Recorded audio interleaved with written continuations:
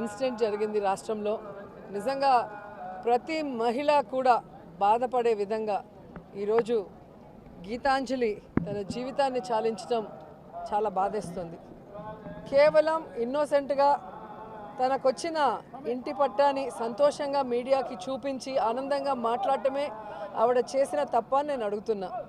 ఈరోజు ఐటీడీపీ కానీ జనసేన కానీ ఏ విధంగా ఆ అమ్మాయిని వల్గర్గా మెసేజ్లతో కానీ వీడియోస్తో ఎంత వేధించారో ఈరోజు అవన్నీ చూస్తుంటే మహిళని గౌరవిస్తున్న ఈ పుణ్యదేశంలో ఇలాంటి ఘటన నిజంగా చాలా దురదృష్టకరం. ఎవరైతే ఈ కార్యక్రమం చేసి ఆ అమ్మాయి చావుకు కారణమయ్యారో వారందరికీ పనిష్మెంట్ ఇవ్వాలని భగవంతుడిని మనస్ఫూర్తిగా కోరుకున్నా. అలాగే గీతాంజలి ఆత్మకి శాంతి కలగాలని మనస్ఫూర్తిగా కోరుకుంటూ నిజంగా ఈరోజు ఇద్దరు ఆడబిడ్డలు తల్లి లేని బిడ్డలుగా మిగిలిపోవటం దురదృష్టకరం.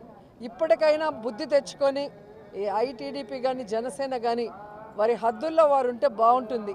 మహిళలు అంటే చులకనగా మాట్లాడటం, వల్గర్గా మెసేజ్లు పెట్టడం, చివరికి మనిషి ప్రాణాలు తీసుకునే స్థాయికి వాళ్ళని హ్యూమిలేట్ చేయడం కరెక్ట్ కాదని కూడా ఈ సందర్భంగా తెలియజేస్తూ, సో మహిళలందరూ కూడా దీని మీద గట్టిగా స్పందించాలి, ఒక నిర్ణయం కూడా తీసుకోవాలి. రాబోయే ఈ ఎన్నికల్లో మహిళల్ని చులకనగా చూసే, మహిళల్ని కేర్లెస్గా చూసే, మహిళల జీవితాల్ని నాశనం చేసే ఆ తెలుగుదేశం జనసేనని తరిమి కొట్టాలని కూడా కోరుకుంటున్నా.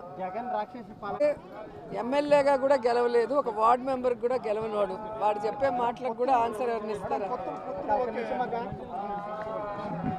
వాళ్ళకి జగనన్నతో పోటీ చేసే దమ్ము ధైర్యం లేదని అర్థమైపోయింది.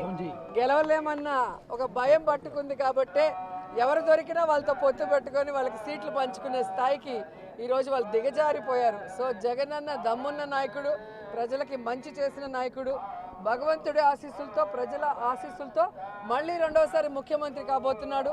ఈ రాష్ట్రాన్ని మరింత అభివృద్ధి వైపుకి నడిపిస్తూ ప్రజలకి మరింత సంక్షేమాన్ని ఇస్తాడని కూడా నేను చెప్పగలను. సబ్స్క్రైబ్ చేయండి. Please do subscribe to.